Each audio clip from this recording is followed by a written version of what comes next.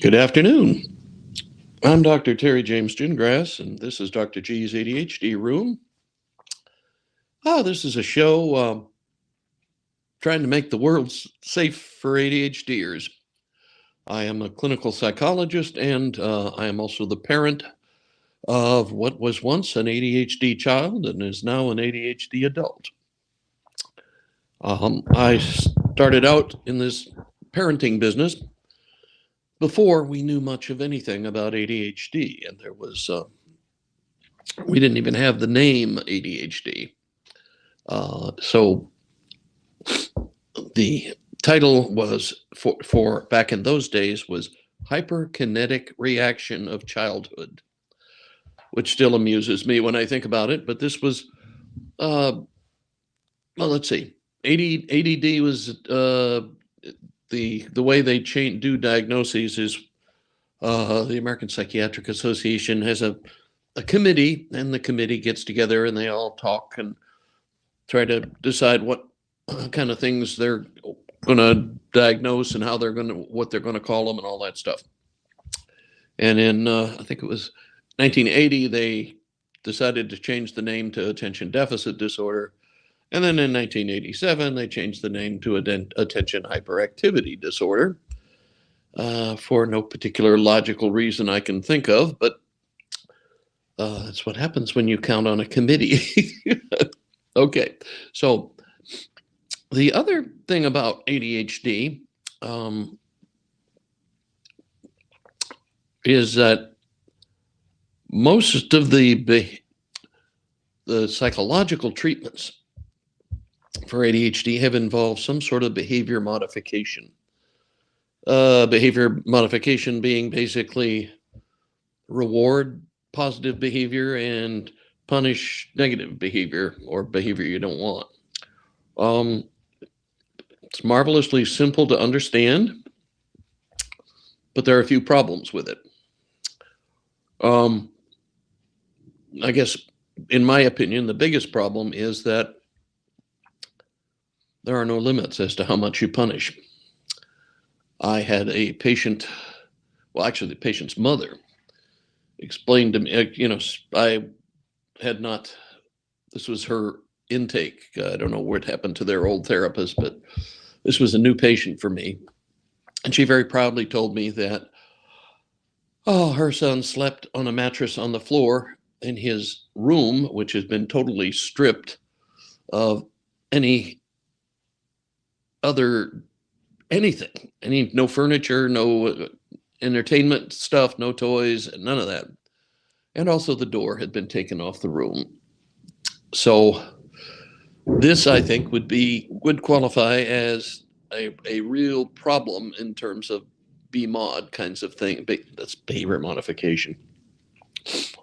Because there are no limits. It's a see behavior, respond to behavior, don't see behavior or don't see the behavior you want, punish behavior. It's very simple, but it's there's not a lot of depth and deep theory to it. As a matter of fact, I had a friend of mine who is also a psychologist tell me one day that he had this, I think, an 11-year-old kid who with ADHD, who told him, Doc, I know what your job is. And, he's playing along. He says, oh, yeah, what's that? He says, your job is to think of better ways to punish me. I was not impressed with that. My friend didn't seem to think it was a big deal. But you have problems. Well, there are a lot of problems with punishment anyway. I know a lot of people who are in the dog training, particularly the agility training business, and they don't use punishment. They say, problem with punishment is it temporarily suppresses behavior, and then you don't know what you're going to get after that. And pretty much the same thing with people. You punish, and they will temporarily, mostly if you're in a position where they're a little bit afraid of you, and then it'll come out in some different way, and maybe a little strange and weird instead of whatever it was you were trying to suppress. So dog trainers are very careful about punishment. So I think we as parents should also be very careful about punishment. Plus, VMOD does not really take into account that ADHD is, after all, a neurologic condition. There are some real differences in the neurology and the neurophysiology of an ADHD brain. It doesn't mean it's deficient. It just means it's different, okay? And we have to keep remembering that because that's the only way we ADHD parents are going to be able to survive, okay? It is a neurologic condition. He or she is not doing this because they're bad kids or you're a lousy parent or they're headed to the penitentiary, or it's none of that. Mostly it's about differences in dopamine. Maybe that's a bit of a broad statement, but it basically, ADHD brains metabolize dopamine faster than a neurotypical brain. Okay, so, and dopamine's the one that makes you feel good about doing stuff. And so that has a big impact when you're working on reward and punishment kinds of things. Okay, they're slower to respond positively, but still respond positively to reward. The trick is they need it a little quicker than your neurotypical child.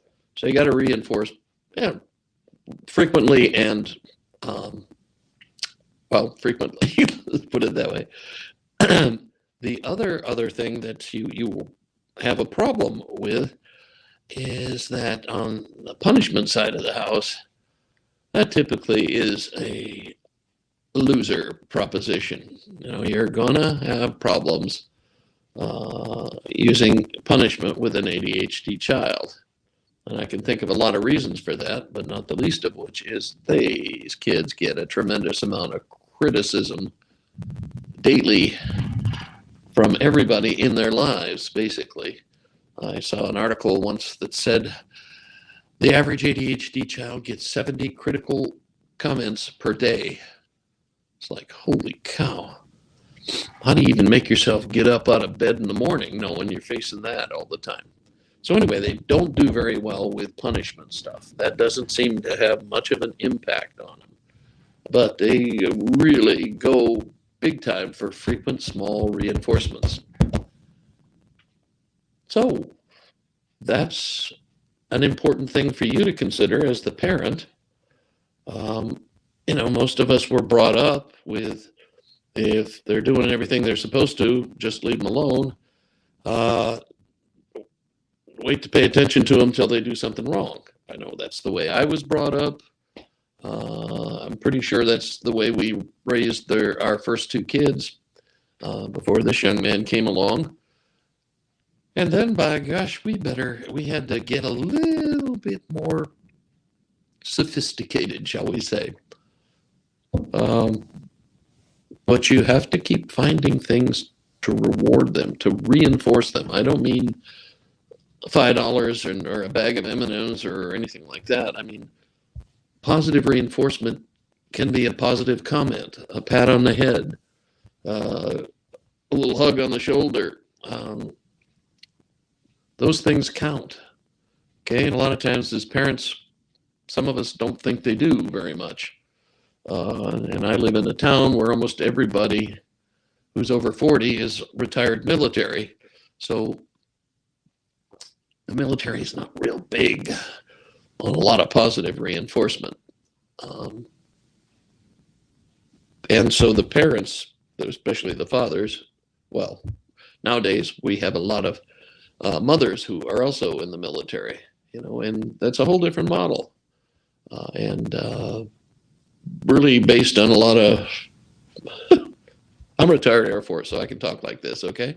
a lot of force, fear, punishment stuff, So that isn't going to work very well with an ADHD child. And that's the problem, I think, with ADHD kids as a whole is there's nothing about them that looks different. They're not a behavior disorder. They just kind of look like it. And they take a lot more work. It's a lot more effort to keep, finding something to praise them for. Keep, hey, good job. That's right. Way to think about that. That's really interesting. And but you've got to. You have to give them that positive comment, that positive reinforcement, that pat on the head or, hug or whatever it is, depending, this is age where you don't go around hugging teenagers. They'll break apart into small pieces, but if you do, probably. But you want to be way more focused on the positive end of things. This doesn't mean that you can't set up rules in your house, but you'll be just amazed at how much easier life is when you get a little better handle on the positive thing. And I would recommend that you start ticking down, counting somehow the number of positive comments you make to your child per day. Try to get it as high as you can. Just do it for a while, just as an observation thing. You may be surprised at how little you do. And then you start paying attention to it, and you increase the amount and number of the positive comments or positive gestures you make. You may find, and I know a lot of people have, a lot of my patients have, found that when they emphasize the positive, a lot of the negative stuff just seems to go away, which we all would hope for, right? But it's like finding out you can lose weight eating candy bars. But different, positive interaction breeds positive behavior. Okay?